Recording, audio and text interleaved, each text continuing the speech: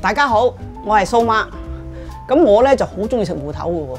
咁我今日咧就同大家咧分享一個好簡單嘅甜品——芋頭椰汁西米露。支持我嘅頻道，記得訂閱、俾 like 同埋分享，開埋個鐘仔就唔會錯過我嘅新片啦。咁我哋咧第一個步驟咧就放西米落去煮先，因為西米煮嘅時間咧就要比較耐嘅。我咧就煮到佢咁上下咧，就會熄下火焗下佢，因為西米焗咧，我係發覺咧就會比較快熟嘅。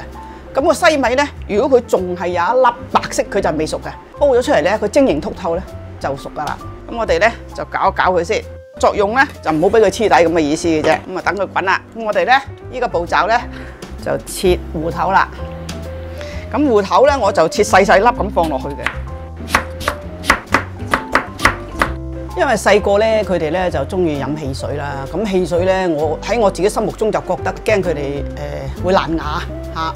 咁再加上咧，你一罐汽水一次就飲晒啦。咁但係如果我買半個芋頭咧，翻嚟屋企咧煮埋咧一大煲咧，我已經分有2、3日飲噶啦嚇。咁又經濟又大體又好食。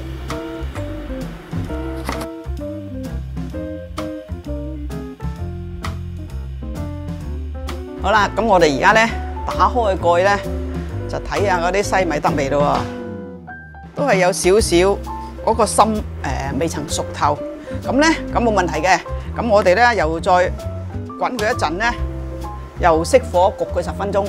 因為咧大粒個西米咧就係依度衰啦，佢係比較難熟嘅。但係咧佢食起上嚟咧，佢又有咬口喎嚇。細粒佢咧就食起上嚟咧就比較滑口啦嚇。咁咧嗱，而家我哋又熄火啦。熄火咧，又焗佢10分鐘，咁一陣間咧，我實際我重複咁做咗2、3次咧，即係焗下佢啊咁樣，我就為咗慳石油氣嘅啫，咁如果就算你一條氣咁煲咧，你都如果大粒你煲嘅時間都長㗎，細粒咧就比較易熟，咁睇下自己各自選擇咯，自己中意食咩就中意有咬口就買大粒咯，中意滑口嘅就買細粒咯。好啦，咁而家得啦，咁我哋就落咗啲冰糖先，落咗啲冰糖，咁咧冰糖咧就因為咧比較大嚿啊，咁滾一滾佢先，好啦，咁睇下啲糖咧溶緊少少咧，咁我哋咧就落埋啲芋頭，芋頭好快就會粉㗎喎。買芋頭咧都幾蝦人買㗎，一定要買輕身芋頭。好啦，咁滾佢一陣啦。咁一陣咁耐，因為我切得細粒啊，好快就粉㗎啦好啦，咁而家咧啲芋頭咧又熟埋啦。咁我哋最尾個步驟咧，我哋就係放咧啲芋丸啊。芋丸咧買翻嚟咧，佢係因為佢係急凍嘅，咁就解凍咗佢就出水啦咁咧放埋落去。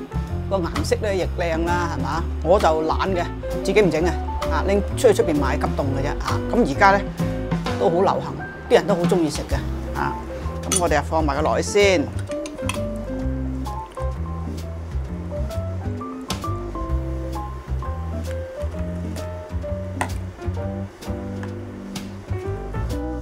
吸翻個蓋就等佢滾一滾咯喎。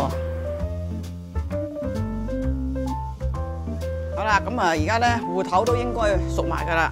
哇！打開個蓋咧就好香芋頭味喎。咁咧我哋最後嘅步驟咧就落埋椰汁、花奶。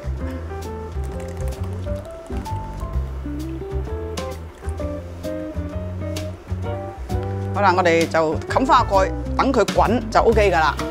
咁如果我哋咧中意熱食嘅咧，就等佢滾咗咧就咁食咧就好香喎，香噴噴嘅喎，又香又滑。咁凍食咧亦都好香嘅。